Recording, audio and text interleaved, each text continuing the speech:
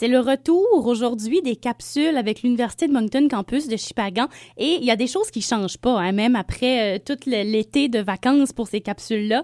Les sujets sont toujours aussi intéressants et importants.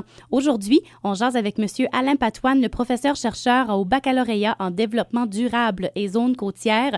De gros sujets. Bonjour, M. Patoine. Oui, bonjour. Je dis gros sujet parce qu'il y a quand même différents niveaux d'intensité de ces sujets-là.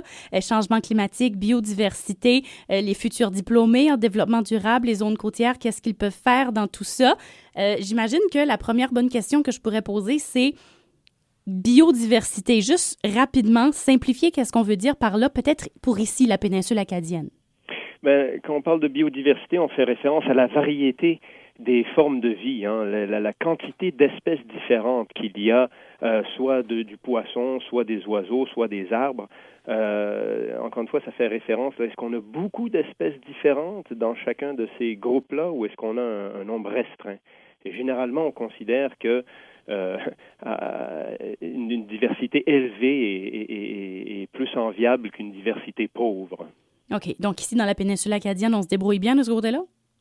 C'est-à-dire, oui, à quelque part, la péninsule offre une variété d'écosystèmes. Hein. On a toutes sortes de milieux, des marais salés, des tourbières, des forêts, des plages, des dunes. À ce niveau-là, c'est très varié.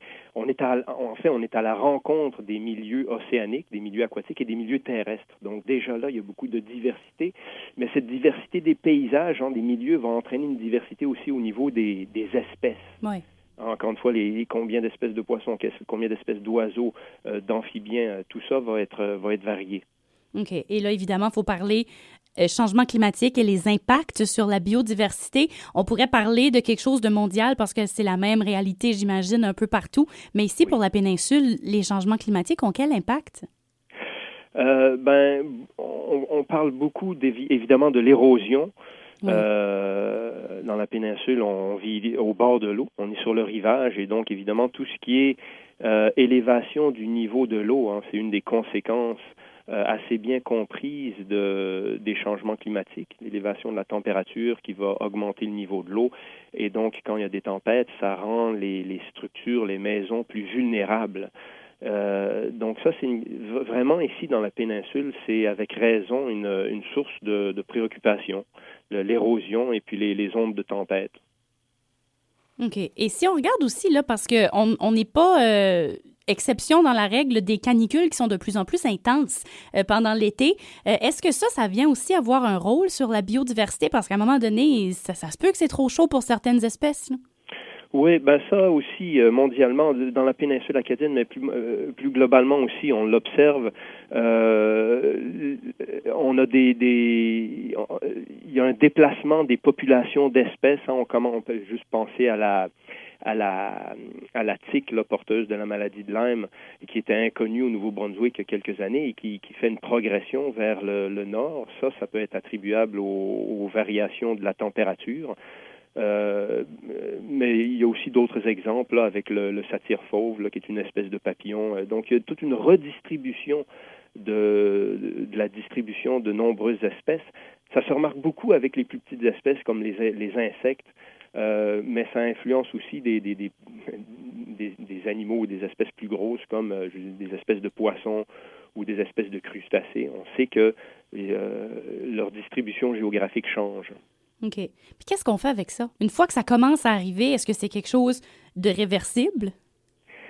Oh, ça, c'est la grosse question. C'est une bonne question. Est-ce que ces changements sont réversibles? En ce qui concerne la distribution des espèces, j'aurais tendance à dire que si c'est réversible, ça peut l'être seulement sur de très longues échelles de temps. Okay. Quand on parle d'augmentation de la température, on parle de changements relativement graduels et qui s'opèrent sur des décennies. Donc, c'est sûr que les changements qu'on observe dans la distribution des espèces vont continuer, c'est quasiment certain. Et quand on parle de revenir à ce que c'était avant, c'est difficilement envisageable. On est sur une voie de changement. Les espèces, elles se déplacent en fonction de leurs préférences. On appelle ça la préférence thermique, c'est-à-dire elles vont suivre là où la température leur convient le mieux. Et ça va être quelque chose à suivre. OK. Ben, à défaut d'être réversible, à quel moment ça peut devenir dangereux? Dangereux pour la survie des différentes espèces qui font partie de notre biodiversité et éventuellement, peut-être, qui sait, pour la nôtre?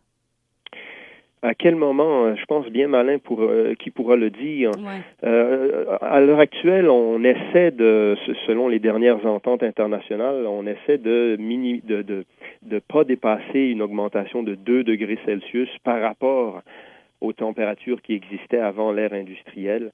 C'est comme l'objectif qu'on s'est fixé en tant qu'humanité, si on veut, pour éviter les effets catastrophiques ou irréversibles. Maintenant, encore une fois, c'est des paris, c'est au meilleur de notre connaissance les limites qu'il ne faut pas dépasser. Maintenant, le phénomène est tellement complexe et les enjeux sont tellement multiples que ça va, encore une fois, je pense que tout ce qu'on peut dire, c'est que ça va être quelque chose à suivre, les mesures qui sont mises en place pour éviter ce dépassement-là. OK. Et évidemment, nous autres, on a resté pas mal dans cette chronique-ci, dans la première couche de l'oignon, qui est ce gros sujet-là. Vous avez à l'Université de Moncton, campus de Shippagan, le programme Développement durable en zone côtière. Les futurs diplômés de ce programme-là, qu'est-ce qu'ils peuvent faire? Qu'est-ce qu'est le rôle qu'ils peuvent jouer? Ben, les étudiants du bac en développement durable, ils ont une formation multidisciplinaire. Dans le cours, ils abordent les questions, ils sont amenés à comprendre les bases biologiques des changements climatiques et plus largement du fonctionnement des écosystèmes, mais aussi de tous les aspects, les fonctionnements économiques, les aspects sociaux des communautés côtières. Donc, c'est des gens qui ont une formation vraiment multidisciplinaire et qui sont à même de comprendre des phénomènes complexes comme les changements climatiques. Et de fait, on a plusieurs diplômés qui aujourd'hui travaillent dans ce domaine-là des changements climatiques, qui œuvrent à élaborer des plans d'adaptation spécifiques aux localités.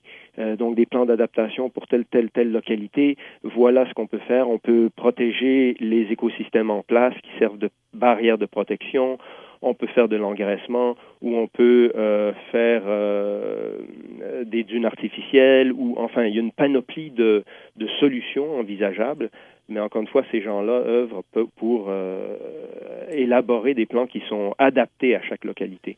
Donc, ils sont plus que nécessaires. On va de plus en plus avoir besoin de gens qui ont ces connaissances-là.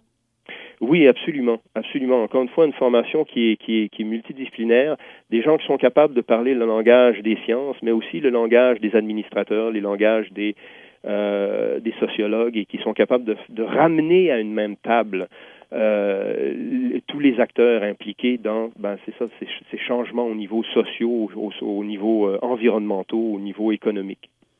Merveilleux. Bien, c'est sûr et certain qu'on les remercie grandement pour tout le travail qu'ils font pour essayer de nous aider le mieux qu'on peut à s'adapter à ces changements-là sur notre biodiversité, sur notre vie de tous les jours. Merci énormément, M. Alain Patoine, professeur-chercheur au baccalauréat en développement durable et zones côtières pour la jasette d'aujourd'hui. J'ai comme l'impression qu'on va jaser de nouveau tout au fil de l'année.